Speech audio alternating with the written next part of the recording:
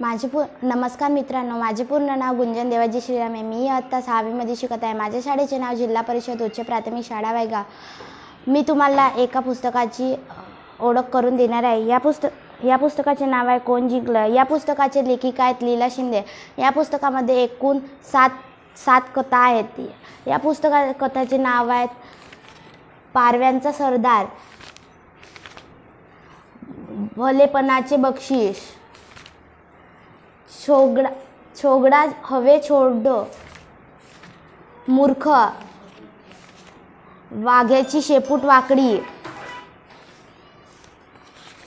गाढवांनी फूल, कोण जिंकलं। या पुस्तकामधील मला एक गोष्ट आवडली। त्या गोष्टीचे नाव आहे कोण जिंकलं। या कोण जिंकलं कथेमध्ये एक हत्तीदादा आणि एक मुंगीताई होती। त्या दोघांची खूप घट्ट मैत्री होती। ते एकदा जंगलामध्ये जाऊन लपंडाव खेळत होते। एकदा मुंगीताई हरली आणि एकदा हत्तीदादा हरले। एकदा मुंगीताई जिंकली आणि एकदा हत्तीदादा हरले। तेव्हा दोघांनी ठरवले की आम्हामध्ये कोणीच जिंकले नाही आणि कोणीच हारले पण नाही।